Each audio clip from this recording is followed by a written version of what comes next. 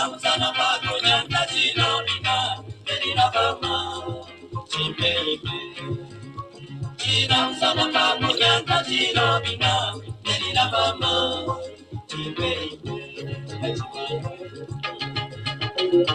No money fuena No money fuena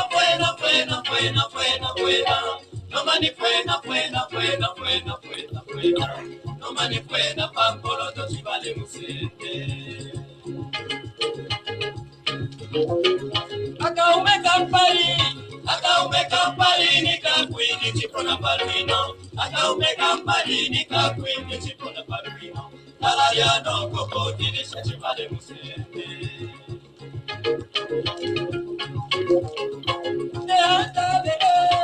Deandale kwana wali omusuma Deandale kwana wali omusuma Deandale pyo kusaka chivale musete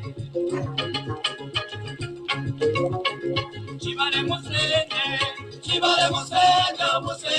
mutwane kwana nkole Chivale musende mutwane kwana nkole Maria Peshile ya kamana chivale musende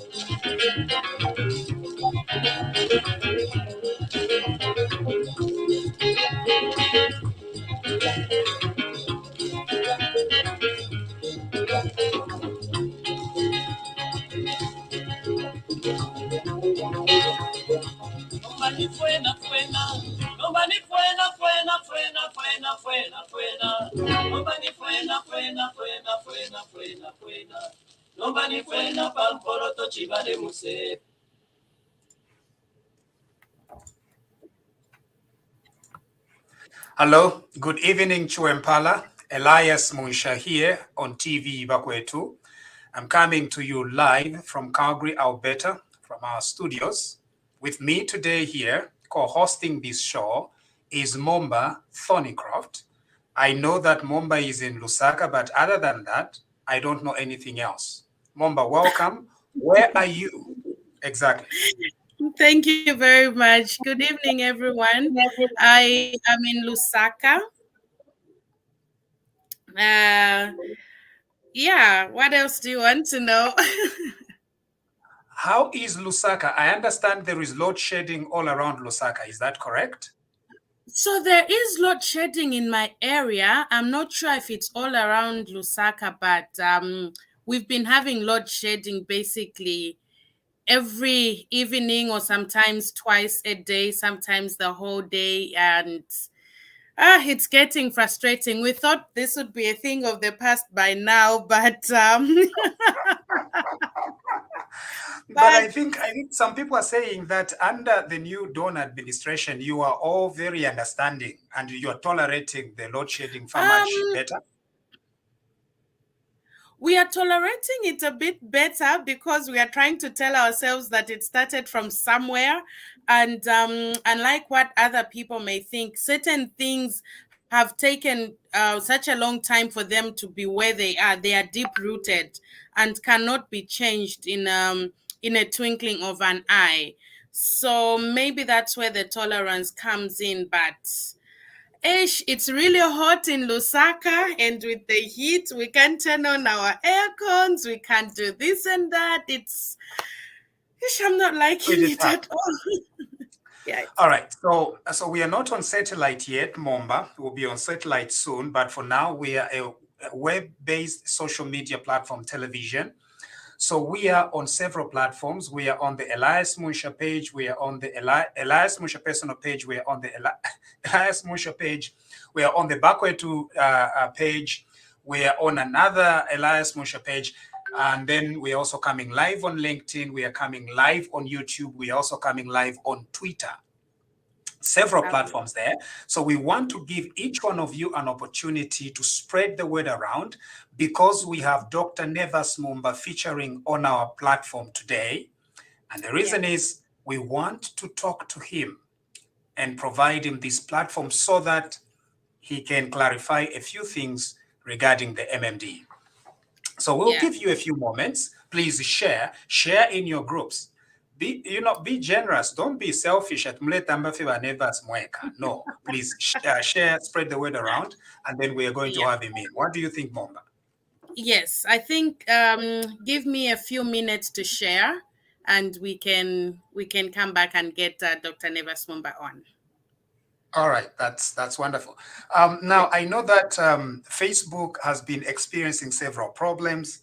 And so sometimes it might not share properly. Some updates are taking too long to load and everything else. That's part of the deal. Yes. We are here.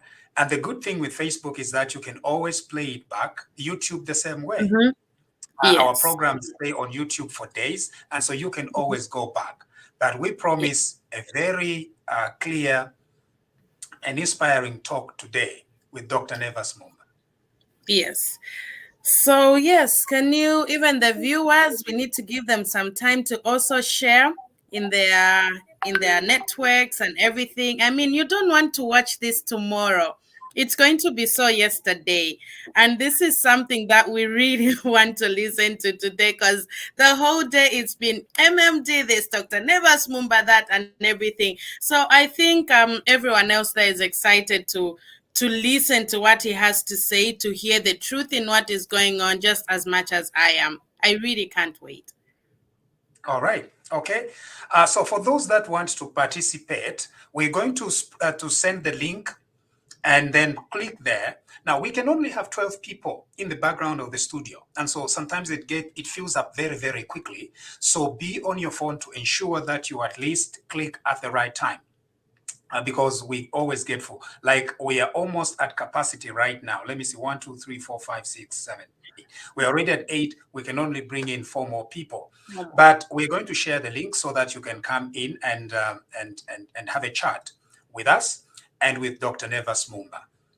And so the other thing that we do here is stars.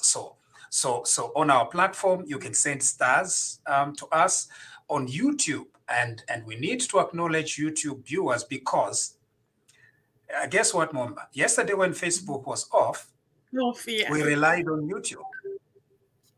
Okay. So I should tell you what happened yesterday. I was looking forward to the show, and I went to UTH to see 2 friends. One has a baby in UTH and one has a grandmother. So I'm trying to get in touch. I'm trying to be on Facebook and WhatsApp. I want to tell my friends to wait up for tonight's show because Mumba is going to be there. And I'm like, the network at UTH is so bad.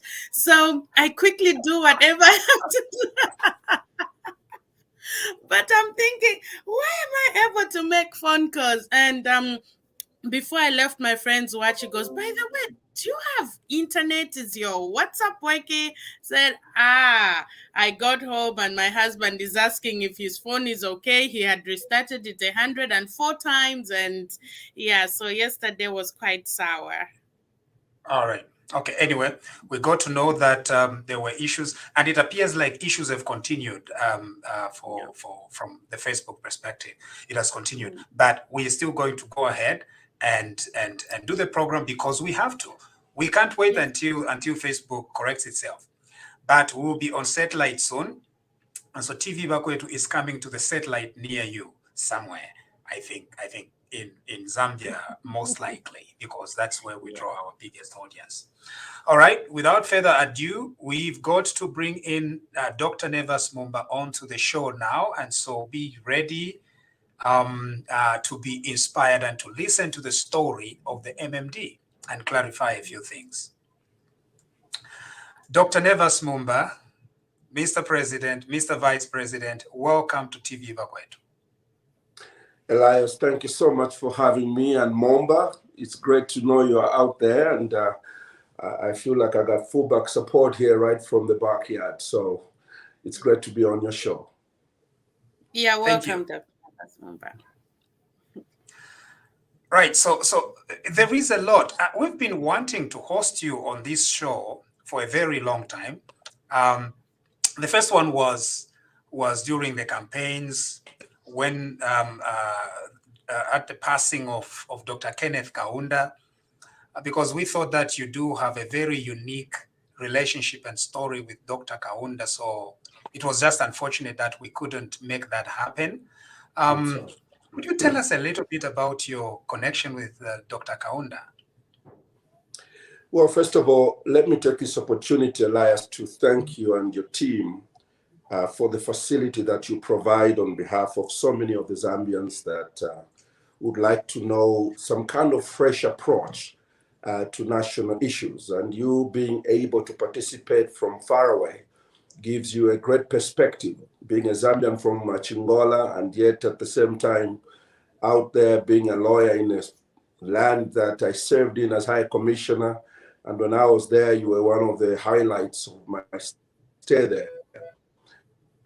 So it's an honor for me to be on your program and to see the progress that you have made since then. I mean, progress in all ways, including the length of the beard, which really shows that you've been really at it and, contributing a lot to what the country is going through. But listen, once again, congratulations for this outfit that you put together. To Dr. Kenneth Kaunda is basically the fact that we are from the same area. The walk from our home to Dr. Kaunda's Shambalakale farm is about 45 minutes, just walking. He worked very closely with my dad during the days of the liberation movement. Stayed in our home many, many times. I wasn't there that time. Well, I was very young that time. So he was very involved in my life right from the moment I got involved in politics. He was out there for me as a mentor, but I called him a father because when my father died, he said to me, "Pafabantu Pashalabantu," meaning I know you've lost your dad and I can never replace your dad, but I'll be there for you. And definitely he was. But really for all of us as Zambians, I think that is an icon that we should be proud of. And I'm so glad that God gave me an opportunity to know him at the levels that I did. He was there as the guest of honor for my firstborn Shumwell's marriage. He's in Canada right now with 4 great kids in Ottawa. So we have a very rich history with Dr. Kenneth Kaunda and his family. Right. In your book, I think that's Integrity with Fire, you mention of an instance where you led Dr. Kaunda to the Lord. What was that like? Now, just to give our listeners a little bit of background, the 90s and 91 were the heyday of the born-again Pentecostal evangelical movement. But you backed the trend. The trend was against KK, but you backed it and had meetings with him and you outlined that meeting in Integrity with Fire. How was that like? I think that was profound. I was only 30 years old. In order to remain focused on your question without going too far away, on that particular night, Dr. Kaunda was receiving reports about the crusade that was taking place at Woodland Stadium by this young evangelist from Chinsali. And he was following, from what I learned later on, the developments there, the miracles that were happening, the huge crowds that were at the stadium. And then he sent his secretary to cabinet. And, Mr. Manyema, I think that was his name, and asked him if he could come and invite me to come to State House the following morning at 9 o'clock. And I was a bit concerned what that was all about, because I knew that I had met him several times, but on that day there seemed to be some kind of urgency. So 9 o'clock, I was at State House. I was in his office, and I found him sitting at on his desk, and he looked distraught, very discouraged, very sad. And I said, Your Excellency, it's good to see you.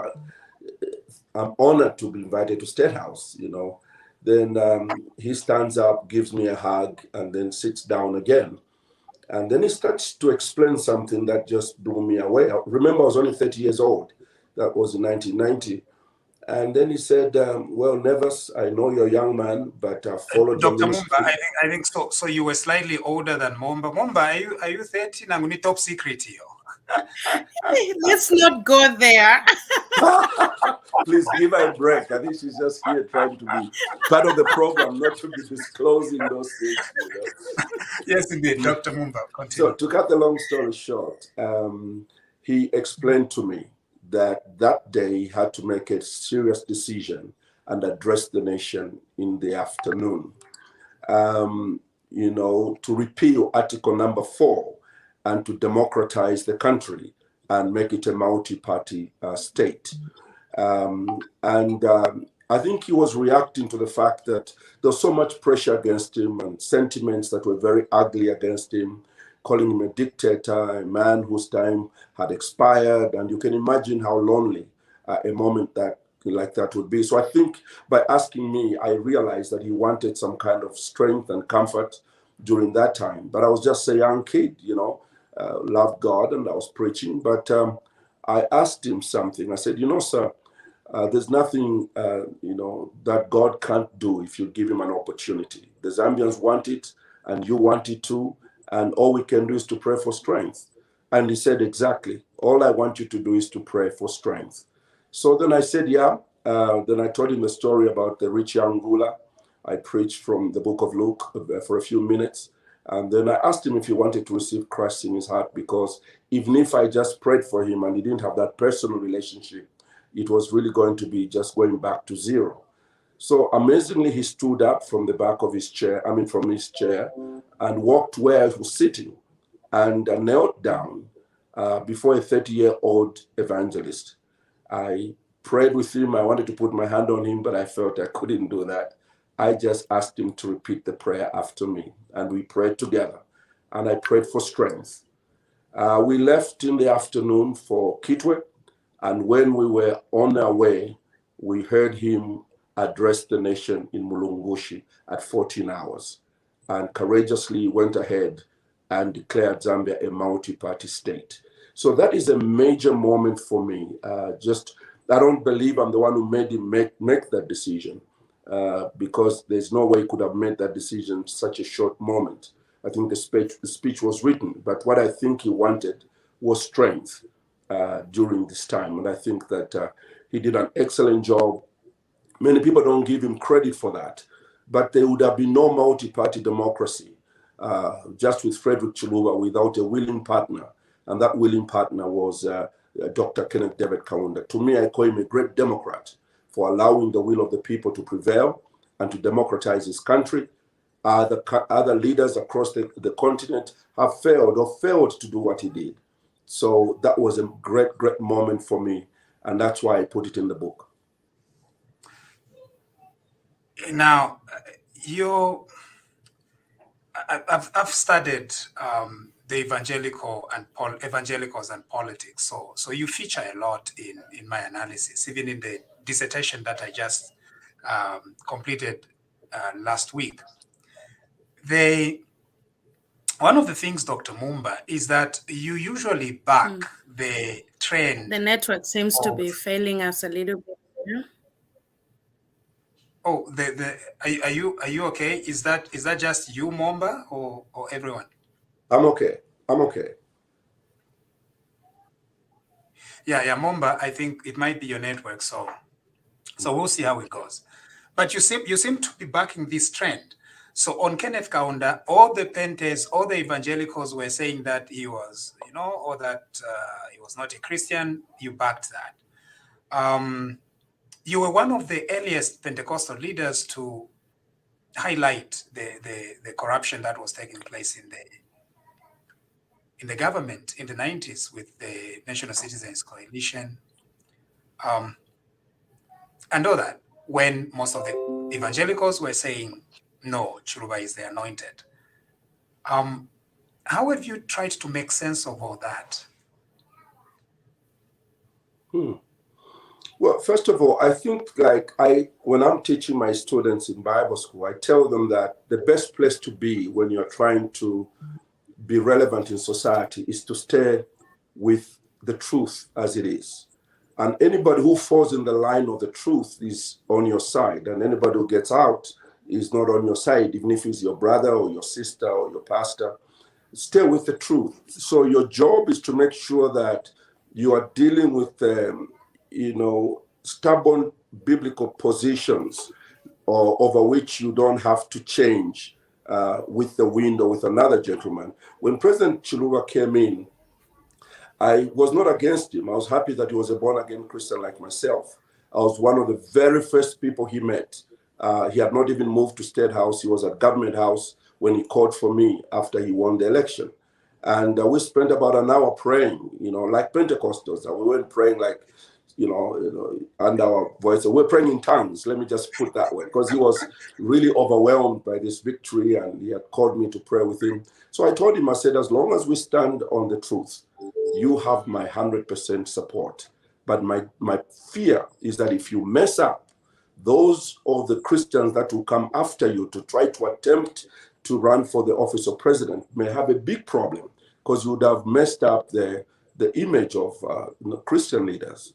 So we had a very deep discussion. And so I had quite a close relationship with President Chiluba. By the time we parted ways, it was clear that we were, going in two different directions. And it was only after I had several sessions with him in private that I had to face the cameras when I was interviewed and told them that the president was going the wrong way. He was failing to discipline the corrupt people, selling mandrakes, being involved in criminal activities, and starting to tarnish the image of the so-called Christian nation. And I did mention to him, I said, you have made a decision to make Zambia a Christian nation, and you better be careful that you don't, mess it up, because then the Christianity that you're going to bring to this country will be despised by people if you don't live up to it. So that's the kind of relationship I had with him. Up to the last day that he died, I was in good books with him, but he knew exactly where I stood. If he wanted to listen to what should we do today, what would God say to the country, he would call me from Kitwe. And when he hears me preaching on television a message that hits him hard, and he feels that I'm preaching against him, which was not the truth, he would call me very angry that, but you are my brother, but you're speaking against my government.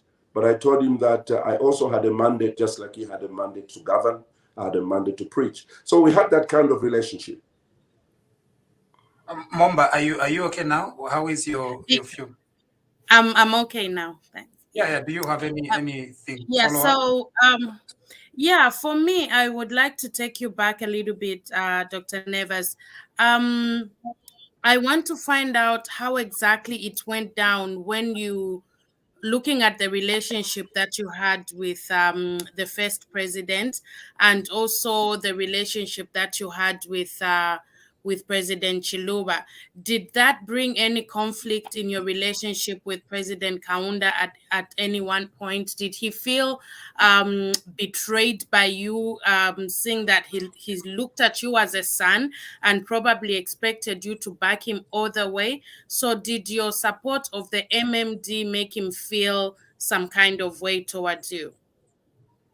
Absolutely not. Dr. Kaunda understood that I was in his corner. I was in his corner from a moral point of view, and also, look, at the end of the day, he was a father to me. There's no way I could have abandoned him. he also understood that at the height of the hatred or the bitterness from the movement for multi-party democracy, it was me who went to Bulumbushi Conference Center during our conference, and I invited President Chiluba, Vice President Miyanda, President Dr. Kenneth Kaunda, to come and reconcile in front of those thousands of delegates that were in that conference, and stop this bickering and fighting, and acknowledge Dr. Kaunda as our first president, who had done tremendous things for us. And things got out of control, and the Zambian people showed him the door. But that doesn't take away from who he is. And it was in my conference that we prayed for them. Dr. Kaunda was there. Dr. Chiluba failed to come in the last minute and sent Vice President Godfrey Miyanda. But people were weeping in the service. People were weeping, were watching us live on television, because it was the first time that there was a bringing together of Dr. Kaunda and Dr. Chiluba. And basically, that I consider that as part of my commitment and contribution. And Dr. Kaunda liked that very much. He really was grateful, and he called me from time to time for prayer because he knew that I cared about him. He knew that I wanted him to be respected. I spoke for him. Even when I became vice president, things were very complicated for him. There was no office of the first president, or the former president. He was living at the mercy of cabinet office. We decided that we're going to make sure there's a law that takes care of former presidents. And we pushed from my office, and we were able to put something in place. Now it's an official office with all the staff that is necessary, and he was no longer begging for support. It was now available to him. So he knew that I was there in order to represent some of his concerns. Okay.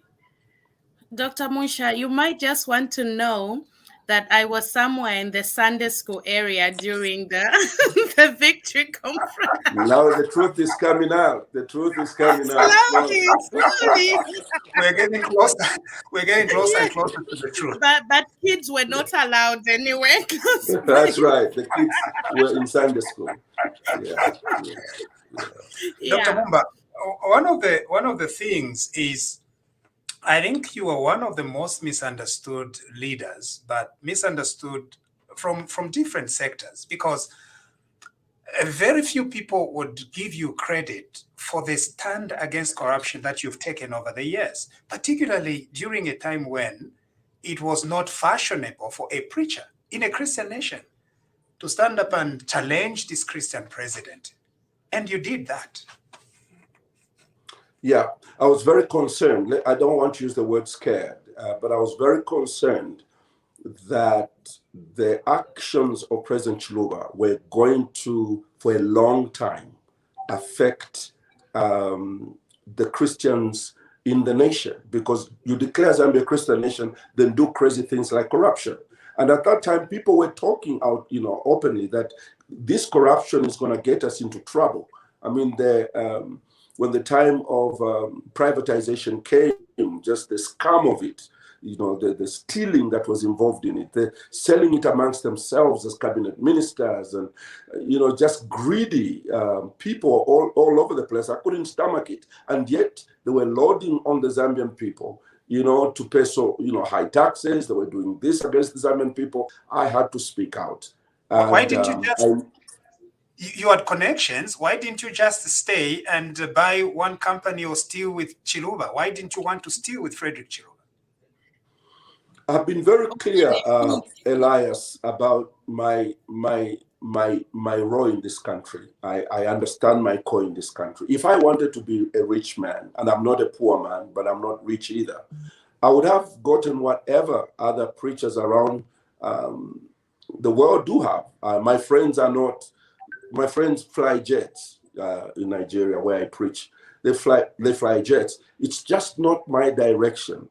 I just thought that God called me for Zambia shall be saved, and to ensure that we bring light and hope, and that Zambians become confident in who they are in God, and we start to develop in a spirit of justice and fairness and freedom for all.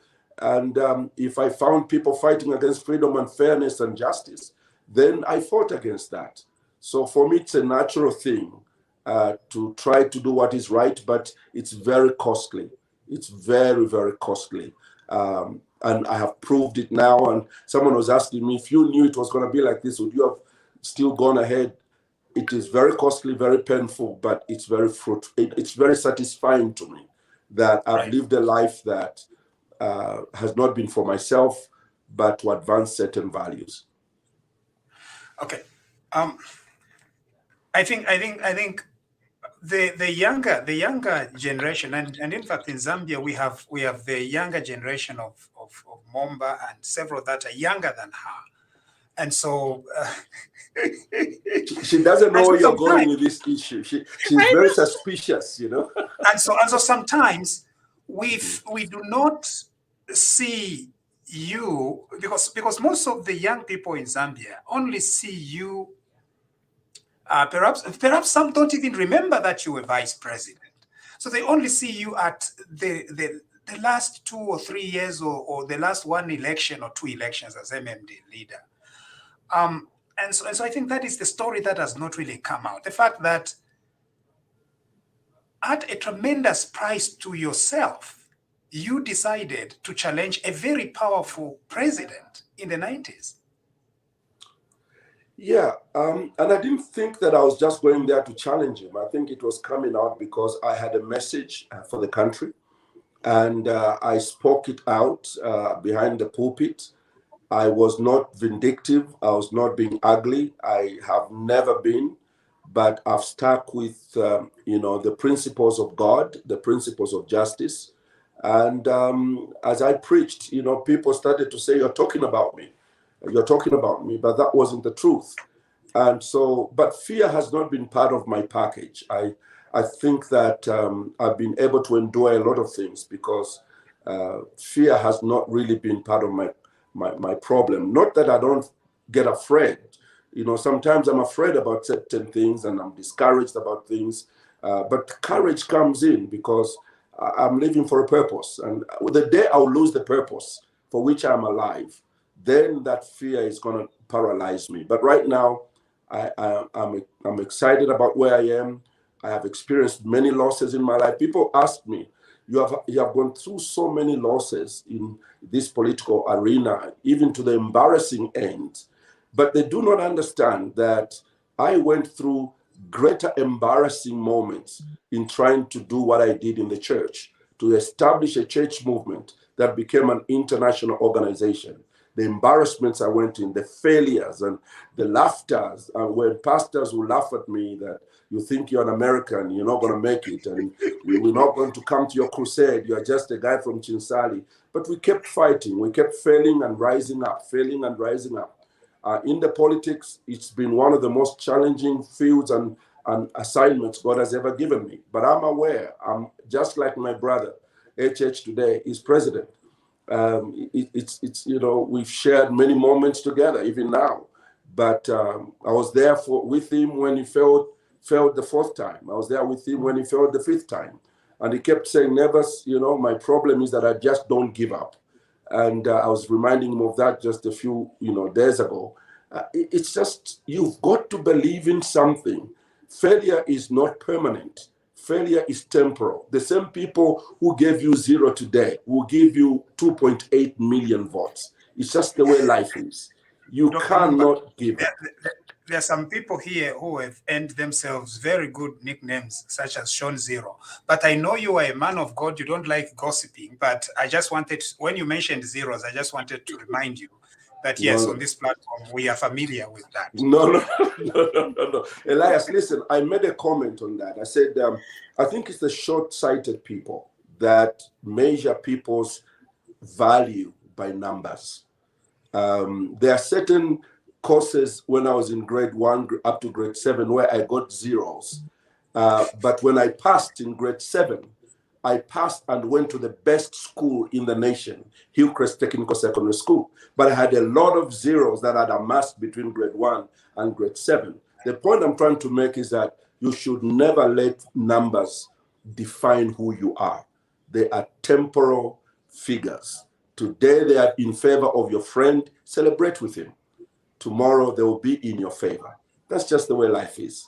So I just wanted to put that in there. And those who call Sean zero, it's really not the best way to do politics. I don't mind you saying that he's a zero, he got a zero, but you should not guard him because of zero. He's still a Zambian. He still has, a right to challenge anything. I think that I am not in that lane at all. From today, and all of you TV Bakwetu crew, please, Sean at Sean zero. We stop. Before we take on a different trajectory regarding the MMD specifically, Mumba, do you have any follow-up for Dr. Nevers? And then we're going to talk about the MMD. Yeah, I think for me, I have always wanted to know this. At what point did you feel, I don't want to use the term leave the church or leave the pulpit, like people would always want to say it, but you were driving this Zambia shall be saved movement, and then you went into politics. How was the transition like? And what made you feel, okay, maybe I should stop preaching now, let me stop having this revival movement and jump into the political arena? I would like to know what that transition was like, and what was the force behind it? What prompted the shift? I think, to be brief, it's a long story, but to be brief, I'll say that President Chiluba played a huge role in me getting into the political process. I really got shocked that the name of the Lord now was going to be really trashed at some point. Something I'd said to him. And I also saw that the corruption of the government officials, the lack of concern for the people. I pastored people who were, going through, terrible things. And it did not matter what you said to the government officials. They were arrogant. Mr. Sata at that time was the Secretary General of the Movement for Multi-Party Democracy. And we just rubbed each other, the wrong side. I mean, I just couldn't, his language, his arrogance against people's complaints and cries. I just thought that we needed to stand up and speak. And it wasn't intentional. I didn't join politics like, okay, I'm going to go into politics. No, we started the National Christian Coalition basically as an organization, Christian movement, to train and encourage men and women of integrity to get encouraged to get involved in politics. It wasn't for me to get involved in politics. It was for me to create a platform where Christians and men and women of morality could start to feel the arena of politics. Eventually, at the end of the day, we were treated like a political party, and the organization made a decision that we transition into a political party anyway, since we were not being allowed to do anything else. And that's how it happened. And I was elected president of the National Citizens Coalition the first time it was changed from a Christian movement to a political organization. So that's how I moved there. But I think President Chiluba's way in which he handled some of the issues to do with corruption with his people. At that time, I didn't see him being involved in corruption. I have to be honest. I didn't think he was, and there wasn't anything I could have accused him of, but he had people around him who were so out there doing stuff that Zambians were complaining about every day, but he did nothing about it, and that was my concern. So I think President Chiluba's attitude in the manner that he handled the issues contributed quite a bit. So you went into it with a vision of this is what I should not do, as opposed to really this is what I want to go in to do. But yeah, no. I think that I went in there with what I was going to do. I think at the end of the day, it is true that President Chiluba could have contributed to my making up my mind, but the vision and the desire and the call to get into politics was a conviction that personally I believe is of God, that the Lord led me there, because there was no way that anybody could have moved me into politics. Absolutely no way. And I knew that this was the same way I felt when God called me to preach. The passion is the same way I felt when I went to politics. The passion, a desire to correct what was wrong, and a desire to encourage other men and women of faith to get involved in politics. And also for the politics to change its language and start to use words like morality and integrity, which were never used before. Now, after we got involved, they are common words now in our politics in Zambia. And I'm grateful to God for that. Are you done, Mumba? I'm done. There is definitely, your life is a long life. There are several episodes to it, and we can't exhaust it all in an hour or an hour, 30 minutes. There is definitely a lot there. But we just fast forward a little bit. You left politics during the time of the Rupiah Banda presidency. Then you came to Canada as a diplomat. Of course, when Mr. Michael Sata became president, you were recalled, and there was a lot of commotion there. And then eventually you became president of the MMD. Yeah. It has not been easy since you became MMD president. Mm-hmm. Mm-hmm. What happened? Yeah, first of all, before I answer that question, Elias, you've done a lot of theses and things about me and stuff. When am I going to get my check? You can't write. And I've seen some of your writings, man. I want the check now. You'll get the marks for it, but Anyway, let's move on. We'll talk off camera. Kanjasuke. Dr. Mumba. Ala mufya kulemba lembo mutamwa bolupia. Listen. The pastor wants his tithe. But that's right. But I want to come and write a book. The next book that is going to be released on you is going to come from me. Well, so I want to polish all the articles I've written over the years, polish them nicely, correct a few.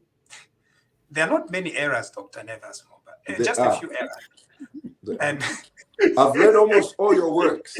I've read almost all your works. I think there's one thing you need to do, and that is I was amazed at the research you did. I didn't know you. You know what I'm saying? This Elias. Who is this? Who the heck does he think he is that he knows me so much?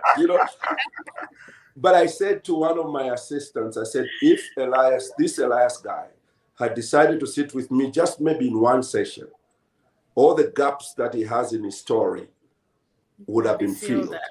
Yeah, then the story would really run. Because writing a story about Nevers from watching him, or anybody for that matter, you can present a certain picture, but it will be a totally different picture when you interact with that person and get, his side of the story.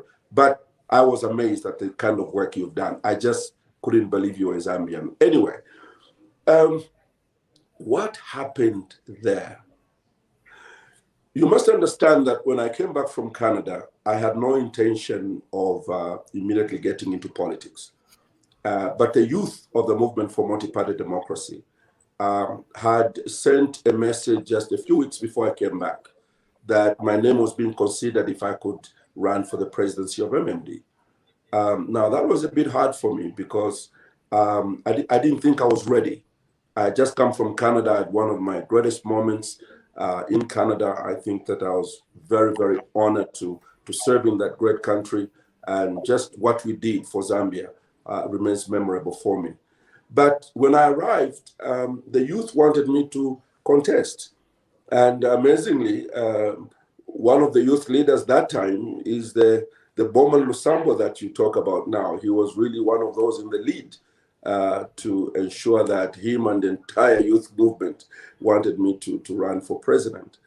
But you must understand, there's something politics comes as a full circle, doesn't it? What do you mean? Full circle. Here is Bowman. He's one of the youths that bring you in and that want you to be, and then Bowman is still relevant today. Yeah. By what he's doing. Yeah. Yeah, but look, he wasn't the only one. I mean, there were a lot of National Executive Committee members that had decided that they wanted me to run. They kept calling me when I was in Canada. They did a lot of work before I arrived. You noticed that when I arrived at the airport, it was a huge contingent of people that were waiting for me. I was arrested at the airport.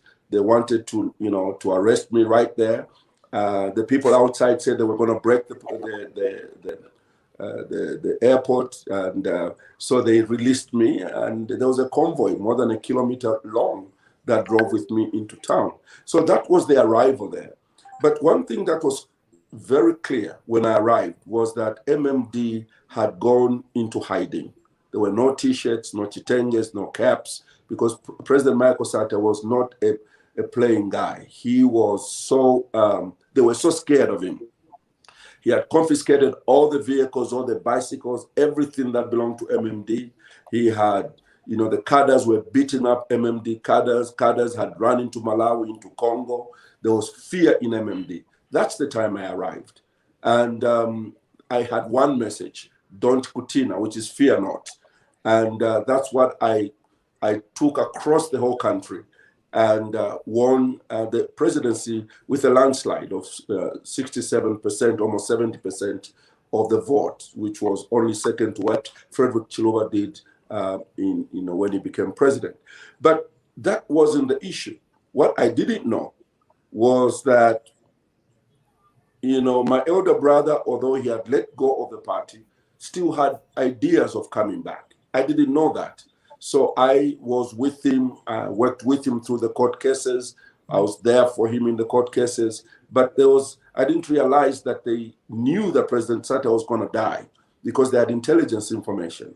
And immediately President Michael Sata died, all hell broke loose, that President Rupia Banda now announced that he was coming back into politics. Now, you must understand the way MMD works. The entire National Executive Committee was brought in by himself, and with him in the convention, the members of parliament that were in the House, they were, helped to win those seats by President Rupia Banda. So basically, it was very difficult for me to really have leverage. So when he said he wanted to come back, we asked how. The Constitution doesn't allow. They said it has nothing to do with the Constitution. So I was suspended from being president so that they could create room for him.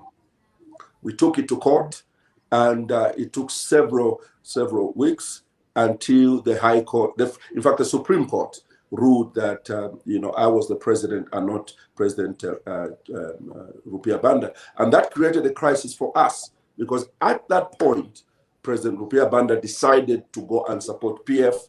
He took most of his people from Eastern Province in our party, in NEC, to PF. And then those who could not stomach this thing went to UPND, like the Musokotwanes, and that time even Mutati went there, Lungwangwa went there. They just said they couldn't stomach this thing, and they could not go to PF. So MMD was split in three. My choice was either close it down and join one of the two groups, or just reorganize the party and start all over again. And we decided to reorganize the party and start all over again. You know the story, I don't want to go into it. And then when the party started to come back up again, then they hit again, because now they wanted the party again to surrender it to PF. That's when that convention was brought in and created a parallel MMD to ours. Again, we took it to court, and it took 3.5 years. We lost political traction. We won every legal case, but we lost political traction. 18 months before this last election, we had the victory, which was an amazing judgment, reaching judgment that just made it very clear that Mr. Rupia Banda and his entire group were really being malicious and had taken away the very life of the party, and Nevers Mumba and his team were the legitimate leaders. But you must understand that it was a bit late for us now to go back into the provinces to find out what was left of the party. And then after trying to find out what is left of the party, start now to fill in the gaps and raise leadership. and at the same time do a third thing, prepare for an election.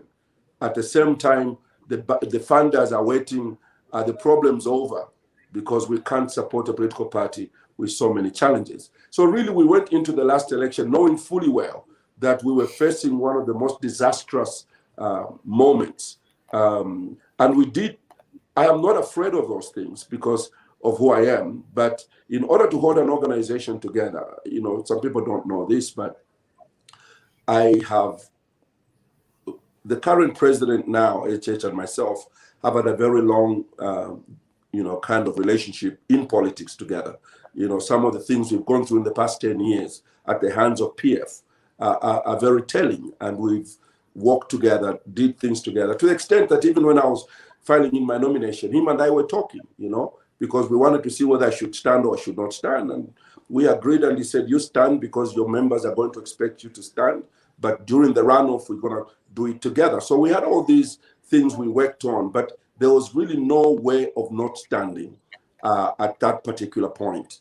And we knew that it was going to be hard and all that, but I was ready to pay the price. That is why where we are now, yes, it may look ugly, it may look tough, but I think that we are in the right place to do the right thing now, because that season is over.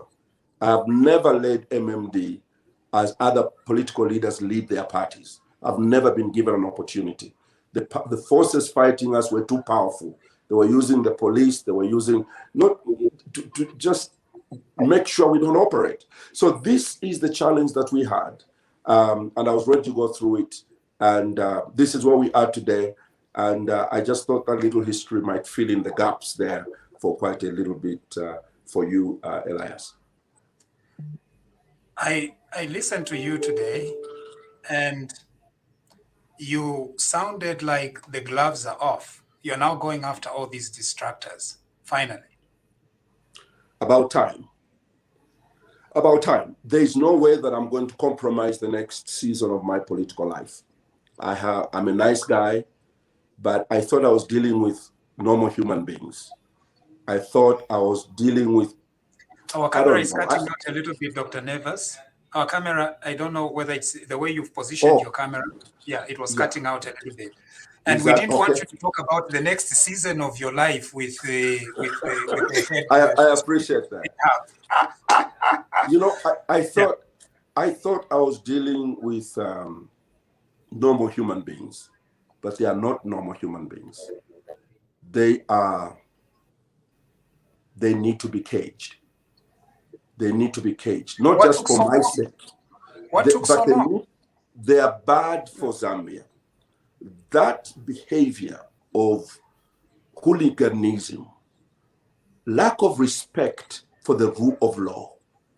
The last PF in government was one of the most disastrous seasons in the history of our country. And one of the reasons is that they had no regard for the rule of law or for the law of court judgments. They didn't care. When we won the case, President Lungu said he still did not recognize me as president because he wanted to use certain people to continue to destabilize our party. He just overlooked every judgment. So I just realized that the challenges I went through with this last regime, of course, HH went through his own and the treason cases and things. I was at Mwembeshi prison, and he was in Kabwe. We were just in this season of pain and season of police tear gassing me and tear gassing him. It was a terrible season in my life, but I was ready to fight legally. And legally, we managed to succeed and at least to keep the remains of the party that we can use now to rebuild. But I cannot present this current MMD to the Zambian people again. We have to do whatever we have to do to surgery to it. We got to dig deep and make sure it lines up with what the Zambians, especially the youth, are looking for. We cannot present a dinosaur to the Zambian people. We have to make sure that it's renewed, it's revived, it's reformed in such a way that it starts to represent the aspirations of the young people. If we fail to achieve that, then there's no need for this party to continue to exist in its current form. It must learn to adapt and to make sure that it becomes a relevant part of the democratic process of our country. To answer your question, I'm going after them. I'm going after them, and they are going to pay the price, and it's not because of me alone. We don't need this type of toxic individuals within our political process. We need politics of intelligence, politics where you can debate. That's why I told my colleagues even in the UPND, when Sean Tembo would criticize, some of them would just insult him and call him zero. I said, no. Don't do that. Let's debate. Let's answer his question. I said, answer his question. Look, Michael Sata, if you remember, Michael Sata, I was one of his greatest critics. We were the major political opposition party at that time. We had more members of parliament than UPND. So I was targeted by Mr. Michael Sata. But when you challenge President Sata, he will answer you and say, Nevers, what has that got to do with the debt stock? You're talking about something totally different, and it goes on totally different. And this is what I'm saying to my colleagues in UPND. I said, please answer the critics. Just answer them. You are going to look smarter, and you're going to be on top of things, and we are going to change politics. Politics of intelligence and politics of debate. That's my faith, and that's my hope. So do you know the guys who came up with that statement that you've stopped politics and you're disbanding MMD? Do you know them? Yes, we do. I was going to use a binoculars. At AUU. I wasn't even going to take too long. Using no comment from me on that one. We will need to give the police enough time to do the investigation starting this week. Never, Dr. Nevers, never that I was going to use the binoculars. No cumulated abantu that have been troubling your movement for some time. It's been tough, and the only concern is you've taken so long and you've been playing very, very pastoral. So are we going to see a different kind of politics going forward? Totally different. I'm 61 years old. I've lived my life for my country. I know nothing else but Zambia. Whether it was in the church or in politics, it's been Zambia shall be saved. I've never gotten into this thing, whether church or this politics, to make money. I just want a better country. And I believe that we can achieve that. And so I can no longer go with, with soft hands anymore, because now I know I'm not dealing with proper human beings. They are not human. They are demonic in my view. They don't. So we have to deal with them as they are. Dr. Mumba, nakalia. Because abantu kuti vaishwa kutila Nevers Mumba is a citizen of this country. He has a democratic right to belong to a party of his choice. He has a democratic right to run for the presidency of any political party. And once he wins the presidency, he has the right to be given room to run that political party until the next 5 years when he presents himself at another convention. And if they want to challenge me, there is always a 5 years time that comes. But these are people who are not even members of our party. So you realize that you are not dealing with normal human beings, and they cannot be treated normally. Just watch the space. People know that there are two things in Nevers Mumba. There's Christ in me, and there's also where I come from. And so you have to learn to combine the two at some point.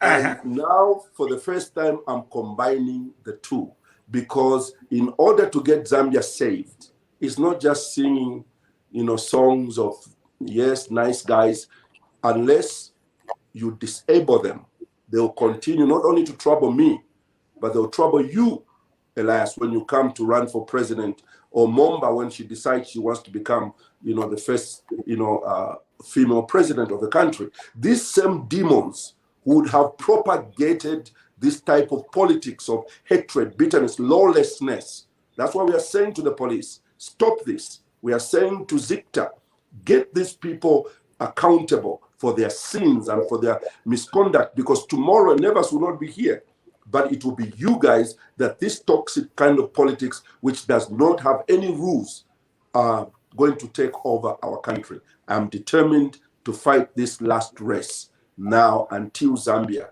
can have politics that we can all be proud of. Mumba. Dr. Nevers Mumba, now you are a politician. Today, I have, yes. Today, when I watched your live broadcast, I saw something in you that has never been there, and it took me to a time when HH kind of came out of his humble self and everything that people had been saying he was, and he just savukad. And today, I think I saw a birth of something in you, and I just said to myself, now this is a politician, and now the work has started, because there's just a certain way you can't do politics in trying to be nice. I don't know. Oh, I'm actually with pastors right here. I don't know if you pastors remember your messages, but trust me, we do. Dr. Nevers Mumba, there's a time, I'm not going to say how many years ago, people might start calculating my age, but many, many years ago, you preached a message, and I want to remind you of that title, and you see why I'm saying now you have started your work. You said, do not be a soup Christian.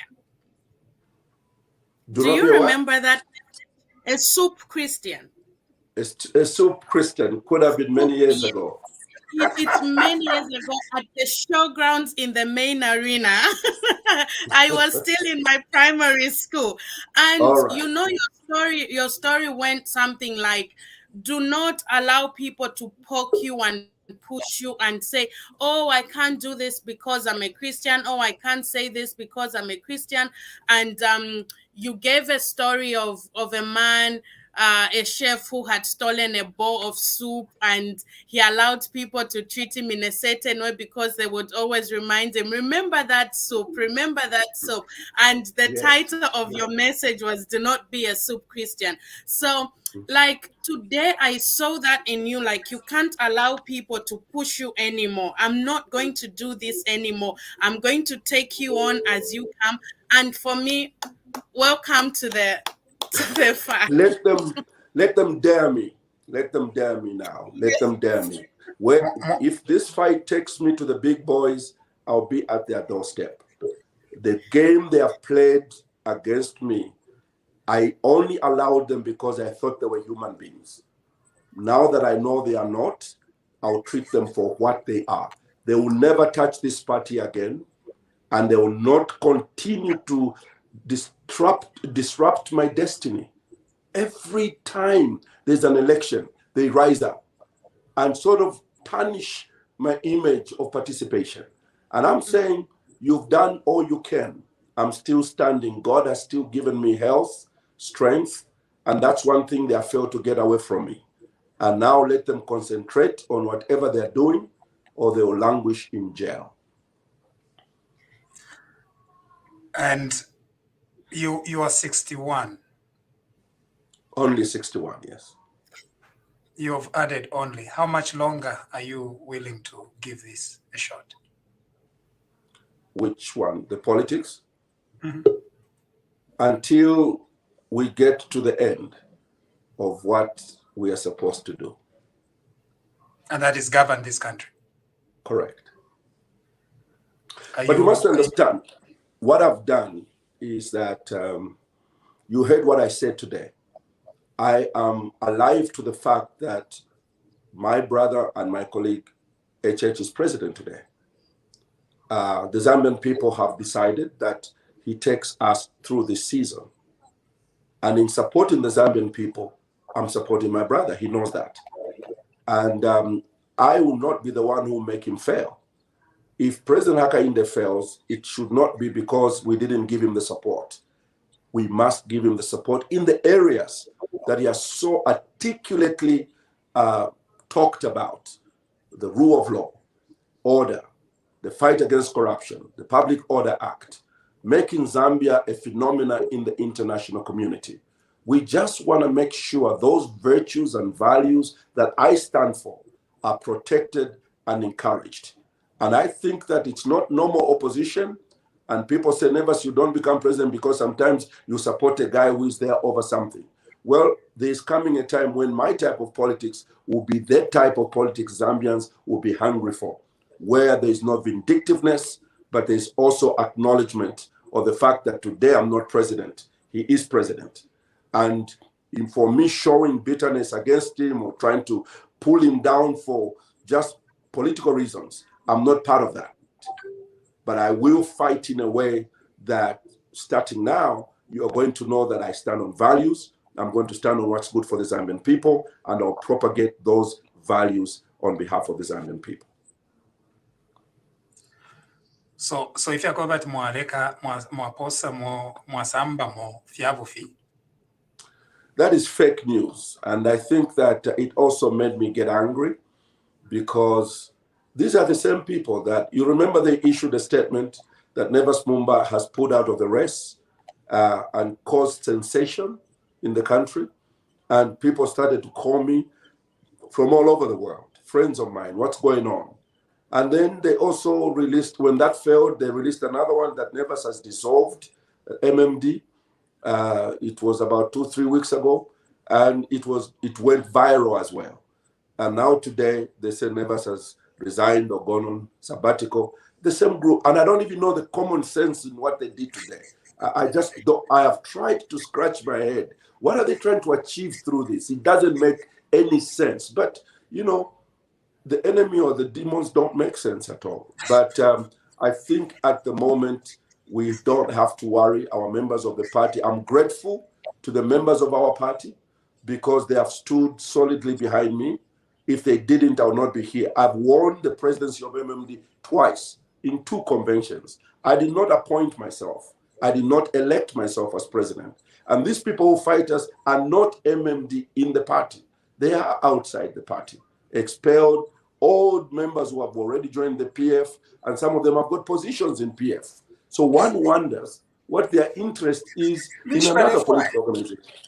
That's why you call it a demonic issue, because really you can't have position in another political party and then your eyes are on another political party. So I think for that, we are ready to fight to the end, but this time it's not to protect the organization. It is now to do politics that positions us to become the relevant servants for the Zambian people. Zambians know what I stand for, and I've declared this for more than 40 years.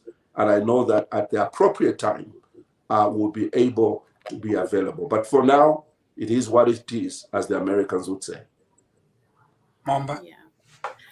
They say dogs don't bark at a parked car. So maybe that should show you that your party is so relevant to them and they are scared of what they think it might become, and they would like to kill it in its infancy or before it gets that big. Because my next question was going to be that what do you think they are seeing in the party for them to be so far away and watching in binoculars, wanting to know what is going on in the party and wanting to cause confusion?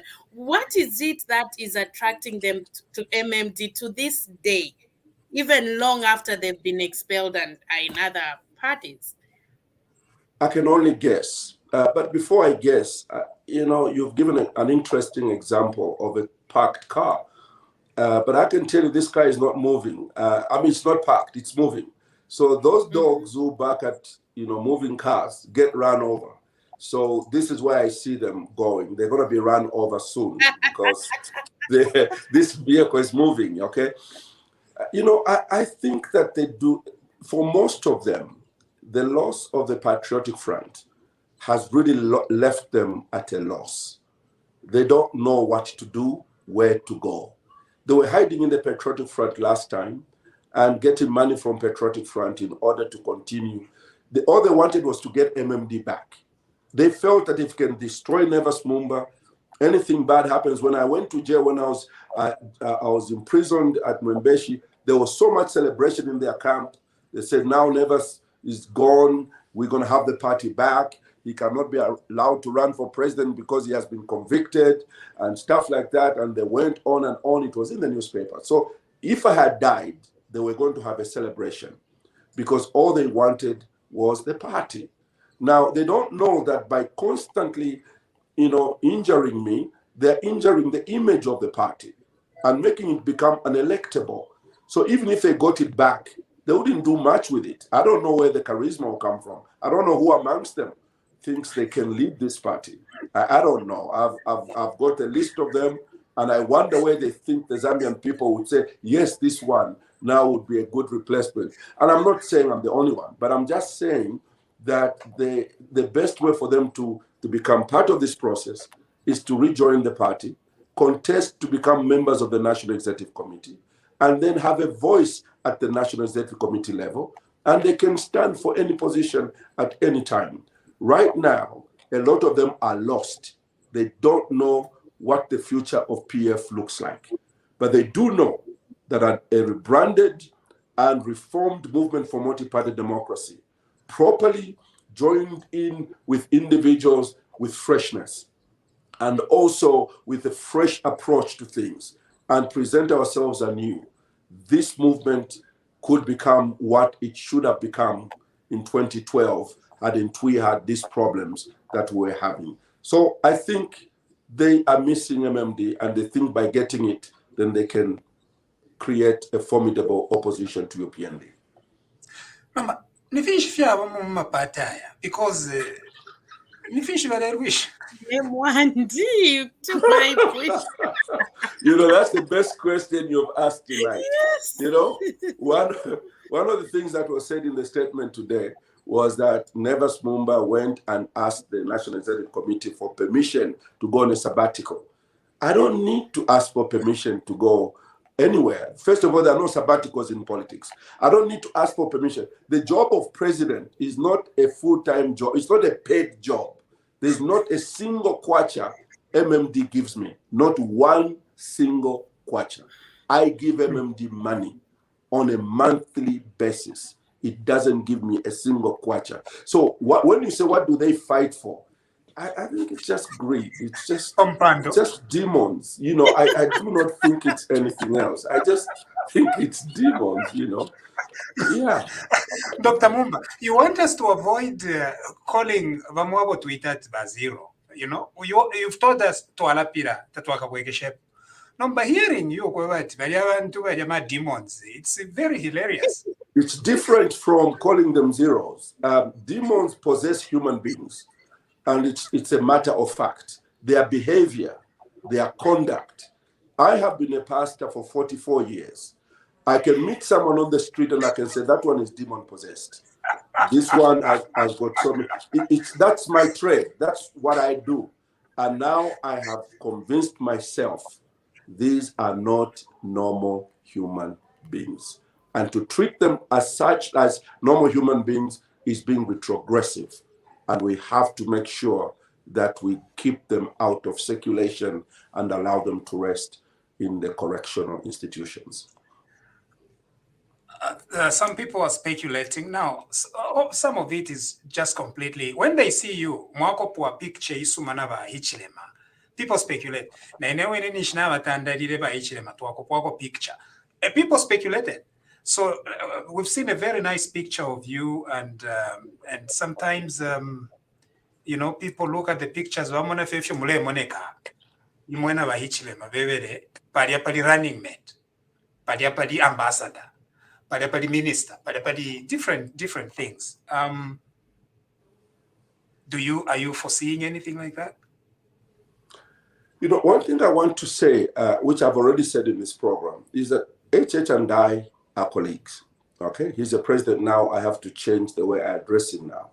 But we have a history together. So the fact that he has won does not mean now I have to be immediately hostile to him. We are in communication. We talk to each other.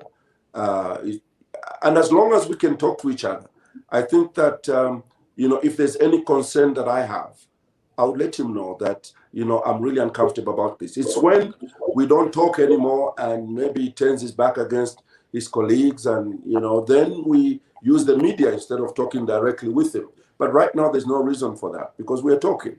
And so I think for now, as it stands, we are comrades. I'm running my political party. He's running his party and also the government.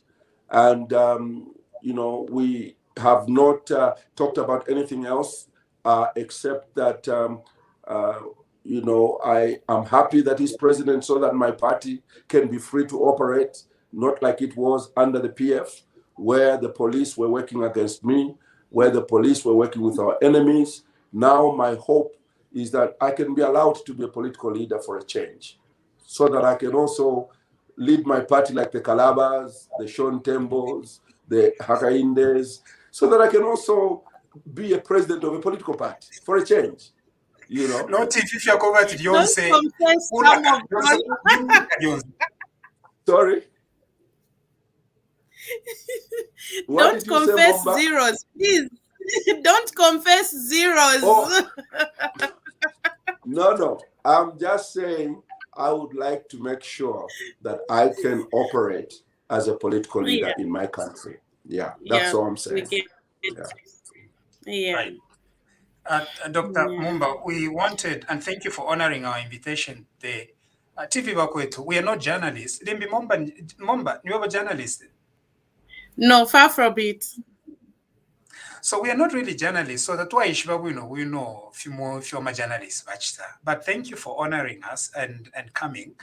Of course, Facebook still has got number issues. So could you zero at one point from Facebook? Zero views.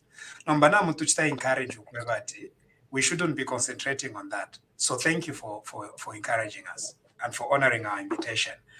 Number, we have what we call the model of our show is that we have the Bakwetu crew.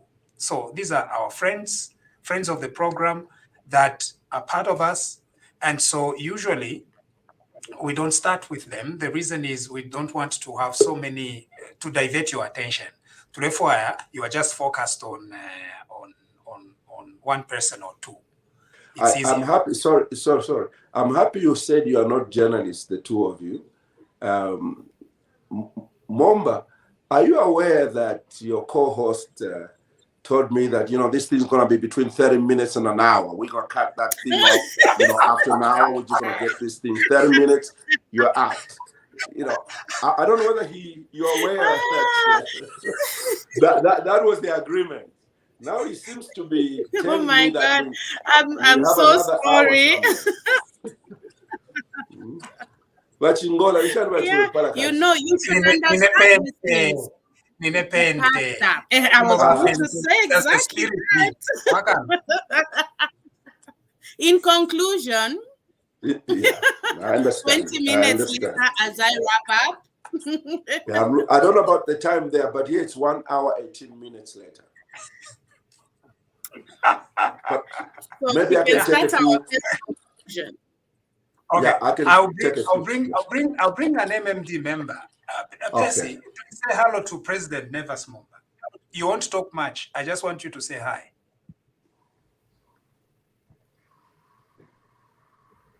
Hello, sir. Yes, Percy. Members via MMD panel. Ine Sharande, but Percy MMD.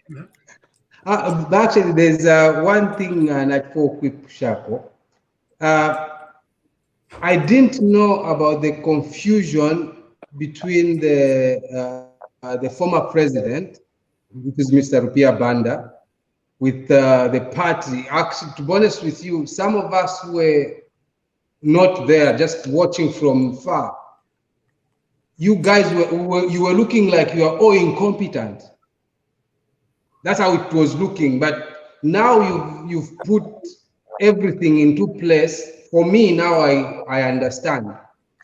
But the main question I would like to find out, is the party going to be accepting those former MMD, PF back again, or vice versa, or it will be strict, not inviting such kind of trouble again? Thank you. I think any political party opens up its arms to every citizen of the country to be part of the organization. You've heard it said that politics is about numbers. We have absolutely no reason to stop anyone from joining our party. I have placed a greater emphasis on the young people.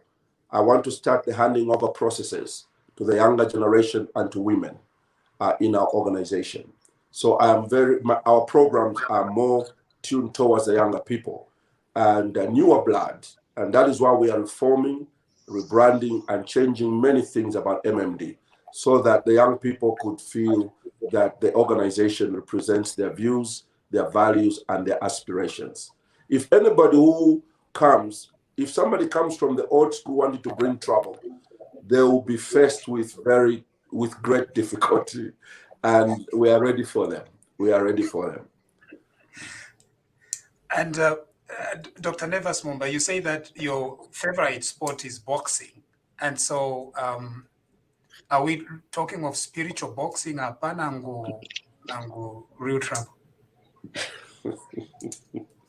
No, listen, Elias, don't expose me like that. But we will.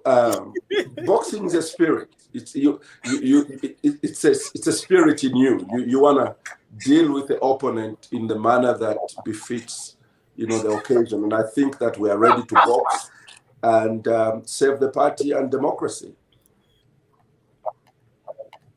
And Mwalavika Kobuka Kawaku Chinsadi. You just said it. No, they pusha. Nanandela and the Friaiswale Asuka, you have just said it. Dr. Barbara Chanda, we have Dr. Nevers Mumba. Good evening, Dr. Nevers Mumba. Good evening, everybody around the world, Bakwetu team.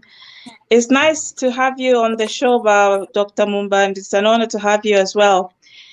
I'm a Quito resident, and when I was young, I used to walk around your house because, not really when I was young, but when I was married, my father-in-law lived near your house, so I used to pass by your house, so I know you very well. Oh, I just wanted to ask, because I've got two questions, very brief. Have you ever considered being like a spiritual leader of Zambia? Because from what I see, whenever you're talking about spiritual things to do with the country, you smash it, you go viral, the Facebook posts are so high, and everybody connects with you.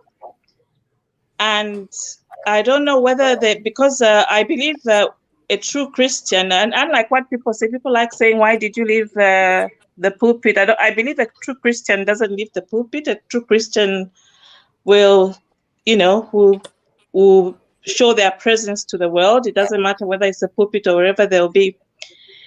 So I was just wondering, have you ever considered that outside of politics or within politics, whichever the case may be? My next question is actually a request. Today, just before this show started, I went into a shop in Asda. It's like Walmart to the world, but in UK it's Asda. And I met a young girl walked up to me and told me, "Oh, are you Barbara from Bakwetu?" I was like, "Wow," because the corner where I am, there are very few Zambians. And then I promised her that, "Oh, I'm going to do a shout out for you and pray for you." So I was hoping you can pray for her. She's a very lovely girl. She's got no problems whatsoever. But I promised that I'll find someone to pray for her. Her name is Linden Muyangana. So between, utupepa twenu tuama pepo nama politics, mamuvika komu aicho muma pepo. Those are the two questions for you. No, first of all, we'll pray for Muyangana, and may God cause his face to shine upon her. She shall be well. Listen, Amen. Listen, the issue of church and politics, it's the people that watch me that struggle with that. When I was vice president, I did a lot of preaching. In fact, on Sunday, President Manawasa assured me that he was not going to give me any engagements because I had a church to run and a church organization to oversee, the Victory Ministries, which is still alive today, with 52 pastors. So I am there for them. I have one conference every year in which I train our leaders and summit and equip them. So ministry has continued, maybe not at the same level as when I was a pastor and resident in one place.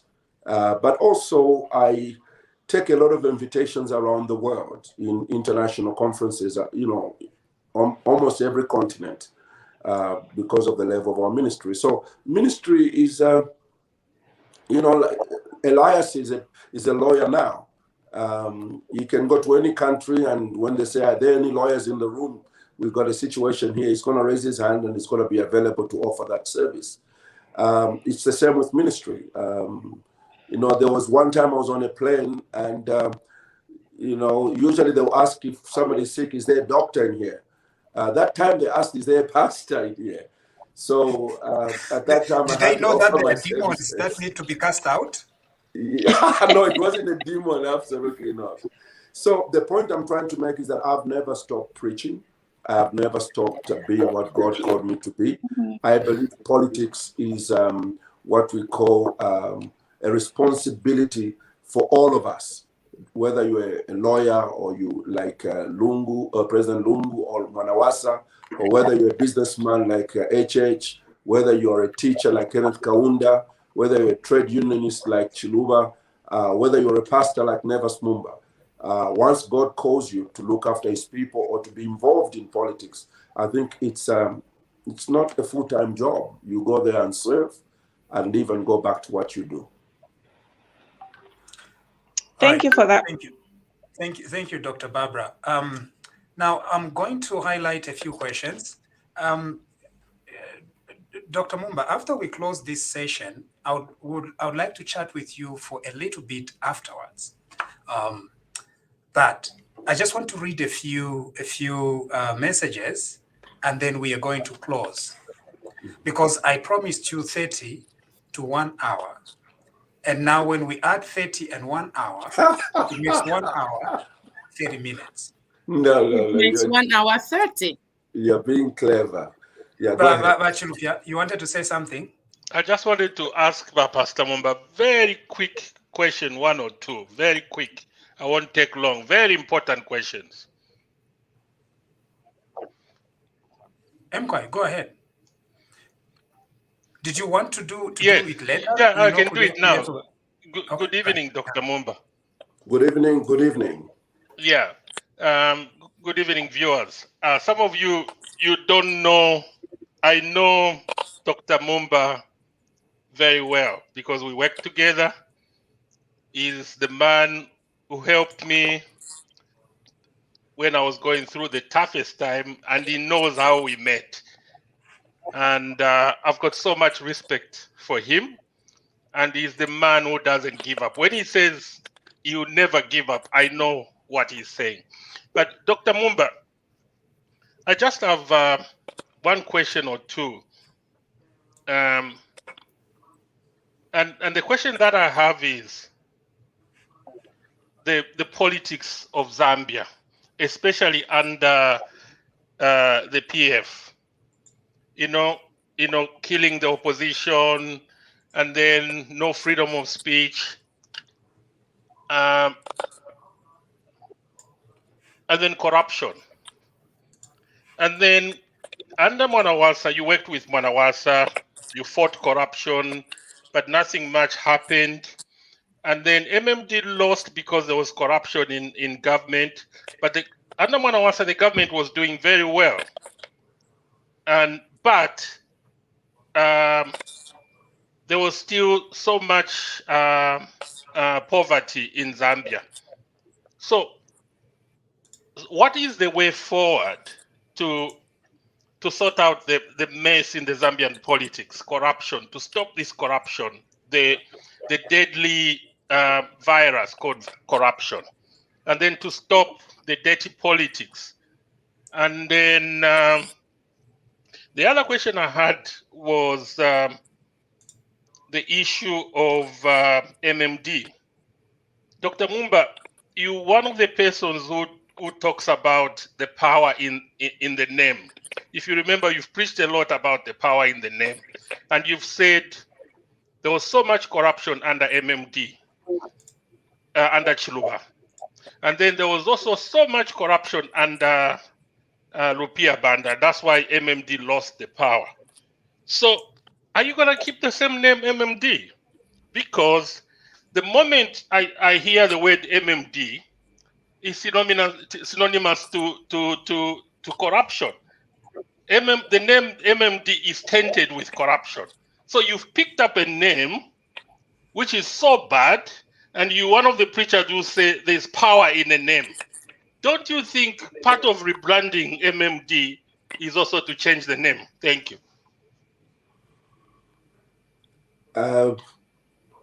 Elias, did you want me to answer right now? Yes. All right. I hope that I'll flow with this question, but let me start with the second one. When I first introduced this about 30 days ago, that we were going to appoint a self-assessment committee that was going to be responsible for rebranding, I made it very clear that everything will be on the table. In other words, it has to be such surgery that it's deep enough to assure the Zambian people this is totally a new start. Anything that holds MMD back and has held MMD back is going to be overcome during this process. The assessment committee handed over their report to me about 12 days ago. On Saturday, we tabled it with the National Executive Committee. We have made certain resolutions that I believe are, really deep enough to recreate ourselves. And in the next week or two, I will be facing the nation to address them on the new party of the new movement and how we are going to position ourselves moving forward. So we have taken note of your concern, and I hope that it will reflect in the announcement that I'm going to make. When you talk about the power of the name, it's absolutely true. You can't do anything about it. Because I believe that Zambians are going to know that Nevers Mumba is not Rupia Banda, Nevers Mumba is not Levi Mwanawasa, Nevers Mumba is not Chiluba. But it looks like they don't care about that. They just say it's MMD. So all the sins of MMD are placed on the new leader. And you remember when I took over MMD, the first thing I did in Mulungushi was to apologize for anything that this party could have done to any Zambian in the execution of their governance role. And even that, Zambians still felt MMD is MMD. So let me not preempt myself in this regard. Let me just say that it's a very well-noted position. When you talk about Levi Mwanawasa, our fight against corruption did not yield too much results. I think it did. I think for the first time since independence, we saw the growth of the economy of our country, that Zambia became one of the 10 fastest growing economies in the world. The kwacha strengthened. We saw that our debt was forgiven to almost zero. And we started to see investment in the social sector. We started to see that, the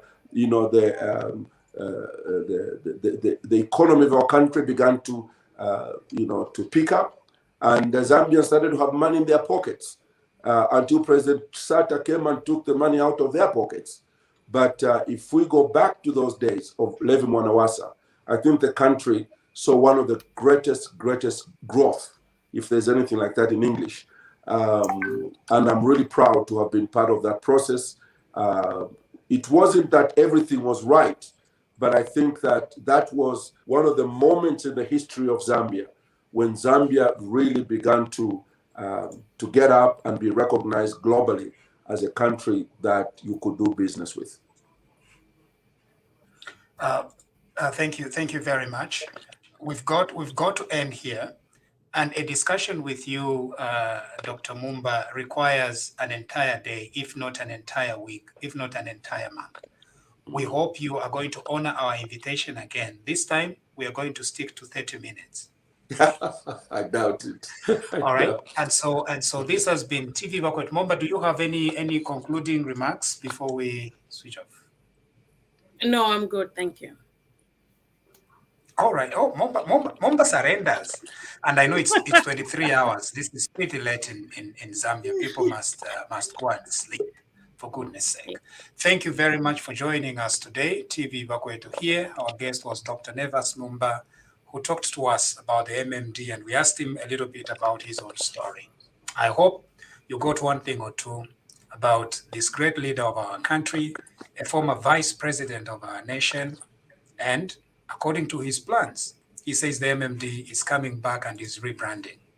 Thank you for joining us. God bless you, and God bless our country. Thank you. God bless you. Bye-bye.